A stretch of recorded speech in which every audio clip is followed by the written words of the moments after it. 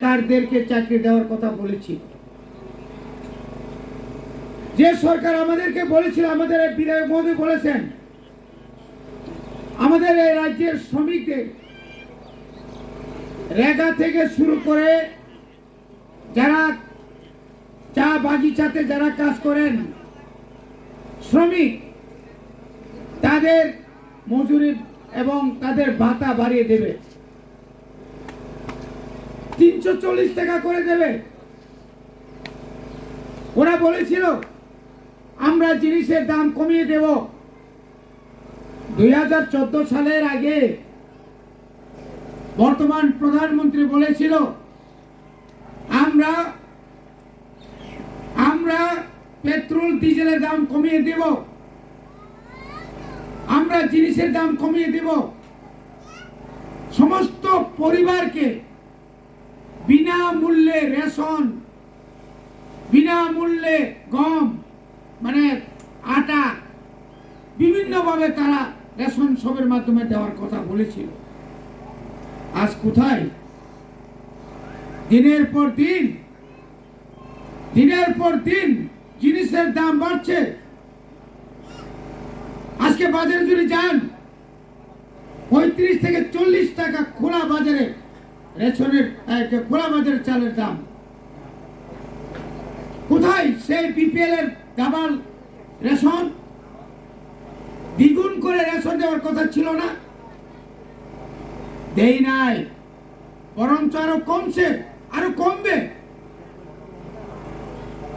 5 বছর পেরিয়ে যাচ্ছে, আবার সরকার আসছে, মানুষ আর সহ্য করে না। সহ্যের একটা সীমা আছে বন্ধুগণ। কর্মচারীদেরকে ঠকাচ্ছে, বেকারদেরকে ঠকাচ্ছে, শ্রমিকদেরকে ঠকাচ্ছে, চা শ্রমিকদের ঠকাচ্ছে, গ্রামের মানুষকে ঠকাচ্ছে। ওরা দুর্নীতির কথা বলেছিল। 25 বছরের বামফ্রন্ট সরকারের আমলে যে সমস্ত দুর্নীতি হয়েছিল, এই দুর্নীতিকে তারা তন্ময় মানে কি বলেছিল ওরা, তারা তদন্ত করে যারা দুর্নীতিগ্রস্ত, তারা সে যত বড় ধরনের নেতাই হোক না কেন, তাদেরকে খুঁজে বের করে ওই পাতাল থেকে এনে তাদেরকে শাস্তি দেওয়ার কথা বলেছিল। এখন হয়েছে কারো কোনো পঞ্চায়েত সেক্রেটারি, কোনো বিডিওর বিরুদ্ধে, কোনো অফিসারের বিরুদ্ধে একজনকেও তো তারা সেই শাস্তি দেয় নাই। এখন অবধি কোনো চা বাগানের মালিককে কেন শ্রমিকদের টাকা কম দিচ্ছে সুখোশ দিয়েছেন? আজকে চা শ্রমিকরা আছে বলেই তো এই মেকলিবনের সমস্ত জমি এখন রক্ষা করছে তারা। যে কোনো কারোর সঙ্গে যদি জমি নিয়ে, সীমানা নিয়ে যখন বিবাদ হয়, তখন তো মালিক আসে নাই, তখন তো আপনারাই তো প্রথম সারিতে গিয়ে দাঁড়ান, তখন তো আপনাদেরকে বলে চলে যান, কে আমাদের জায়গা দখল করছে, কে আমাদের চা বাগান নষ্ট করছে, তখন তো আপনারাই তো প্রথম মোকাবেলা করেন, তখন তো মালিক আসে নাই। তাই সময় এসেছে প্রতিবাদ করার জন্য। আপনাদের শক্তি, আপনাদের অধিকার, আপনাদের বাক স্বাধীনতা, আপনাদেরকে বছরের পর বছর ঠকিয়ে, আগে আমরা অনেক দেখেছি বিভিন্ন সংস্থা, সিটু থেকে শুরু করে চা মজুদ ইউনিয়ন থেকে শুরু করে এখন বিজেপির আমলেও চাঁদাবাজি করছে, শ্রমিকদের চাঁদাবাজি করছে, কথা বলতে পারছে না। যারা কথা বলে তাদেরকে শাস্তি দেওয়া হচ্ছে, কাজ থেকে বের করে দেওয়া হচ্ছে, কাজ দেওয়া হচ্ছে না। এটা আমরা আর সহ্য করব না। আমাদের সঙ্গে সঞ্জীব বাবুরা যা বলেছেন, আমাদের সঙ্গে TCF নেতারা যা বলেছেন, আসুন যে সমস্ত আমাদের সিমনা বিধানসভা এলাকাতে 21টা ভিলেজ কমিটি, 5টা গ্রাম পঞ্চায়েত এলাকায় কতিপয় দুর্নীতিগ্রস্ত নেতা দীর্ঘ প্রায় 5.5 বছরের উপর জনগণের জন্য যে সমস্ত সুযোগ সুবিধা আসছে তারা লুটে পুটে খাচ্ছে, MLA কে ভিন্নাগুল দেখাচ্ছে, পার্টির নাম করে বিভিন্নভাবে চাঁদাবাজি করছে। বন্ধুগণ, এটা আর বেশি দিন থাকবে না। আগামী গ্রাম পঞ্চায়েত নির্বাচনে, পঞ্চায়েত সমিতি নির্বাচনে, জেলা পরিষদ নির্বাচনে আমরা তাদেরকে উপযুক্ত শাস্তি দেব।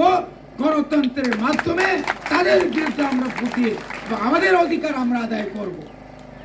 আমরা এই মাস অথবা জুন মাসের মধ্যে এই গ্রাম 5টি গ্রাম পঞ্চায়েতের সমস্যা নিয়ে দীর্ঘ 5 বছর কিভাবে তারা বিভিন্ন রেগা থেকে শুরু করে এখানে যে প্রধানমন্ত্রী আবাস যোজনা থেকে শুরু করে রাস্তাঘাট, সিসি রোড থেকে শুরু করে আপনার আমাদের গ্রামের জন্য বিভিন্ন সময় submersible, mini deep tubewell, hand pump যে সমস্যা এসছে, এটা সঠিকভাবে করানো হচ্ছে কিনা এটা আমরা তদন্ত করে জনদরবারে গিয়ে তাদের বিরুদ্ধে আমাদের লড়াই চলবে। বন্ধুগণ, প্রদূতকে আপনারা মহারাজা সম্বোধন করে বলবেন না, প্রদূত করে বলবেন।